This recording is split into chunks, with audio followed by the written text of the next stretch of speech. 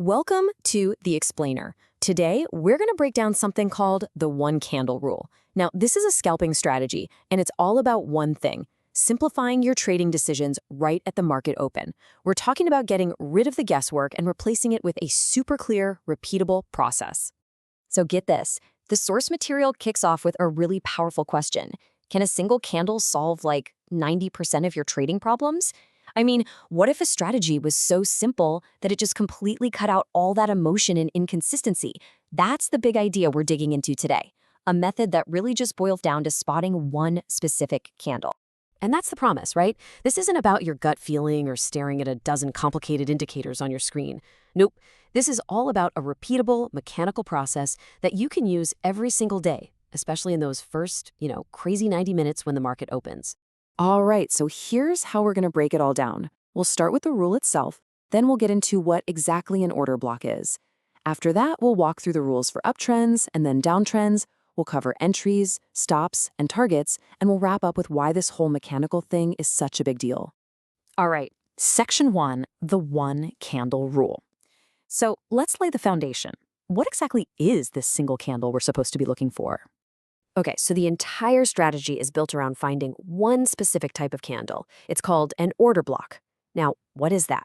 Well, to put it simply, it's a single down close, or red, candle in an uptrend, or an up close, a green candle in a downtrend.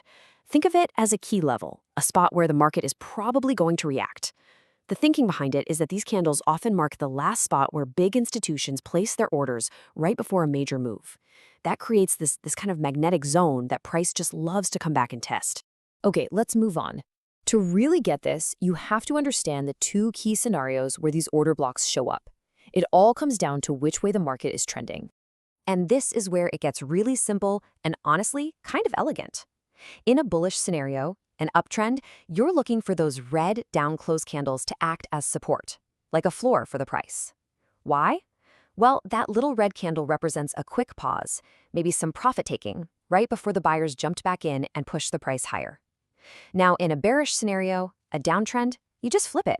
You look for the green up-close candles to act as resistance, like a ceiling. It's the exact same logic, just in reverse. All right, Section 3. Let's dig into the specifics for an uptrend. So, the market's moving up, and you're on the hunt for a place to buy. So, it's a simple three-step checklist. Step 1, you have to have a clear uptrend. You're looking for those higher highs and higher lows. No trend, no trade. Easy enough. Step 2, you wait for what's called a break of structure. This just means the price has to push above a previous key high. This is super important because it confirms the momentum is still there. Then, and only then, you go to Step 3.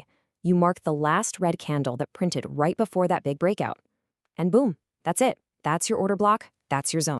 Now, this is a really important detail. Not all parts of that candle are created equal. The source breaks it down into probability zones. The highest probability setups, those happen when the price just barely dips into the top of that zone. We're talking from the top of the wick down to the top of the candle's body, and then immediately gets rejected. That's your sweet spot. The deeper it goes into the candle, the lower the probability of it holding. Okay, Section 4. Let's flip the script and look at the rule for downtrends. This is the mirror image for when you're looking for those bearish setups. You guessed it, in a downtrend, the rules are just completely reversed. So we're on the lookout for those green, up-close candles to act as resistance. The process is exactly the same, just upside down. You identify the downtrend, you wait for a break of structure to the downside, and then you pinpoint that last green candle right before the drop. That's your bearish order block. And just like before, we've got our probability zones. For a downtrend, the highest probability play is when price comes up and just kisses the bottom edge of that green candle's zone, from the low of the wick to the bottom of the body, and then gets slammed back down. It's all about that initial reaction at the edge of the zone. Okay, Section 5. This is where the rubber meets the road. Entries, stops, and targets.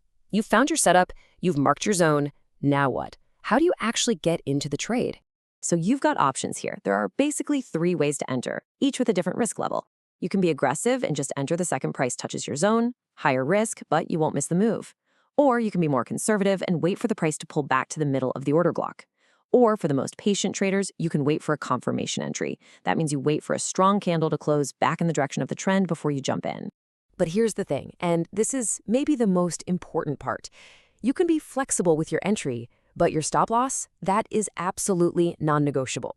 As Jub Trades puts it, your stop is what's going to be key. The whole candle is what has to be respected. If the price breaks past that candle, the setup is dead. The trade is over. Simple as that.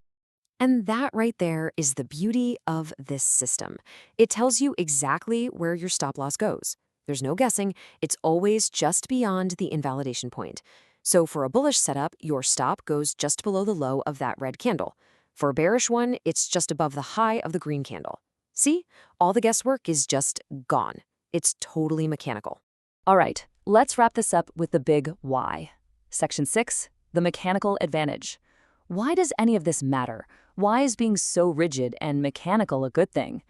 Well, it's because it takes your biggest enemy in trading completely out of the equation. And that enemy, of course, is you. So let's just recap the key takeaways here. The one candle rule is a trend following strategy. It's all about finding those order blocks, those key red or green candles. It gives you a clear mechanical way to enter a trade. But most importantly, it gives you a clear, non-discretionary spot for your stop loss. It's a system designed to fight against all that emotional decision-making.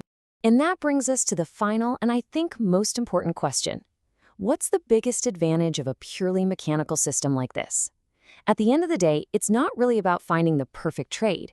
It's about removing all of those subjective, emotional decisions. You stop being a person who's guessing what the market will do, and you start becoming someone who just executes a system. It's all about consistency over the long run. And in the world of trading, that can make all the difference.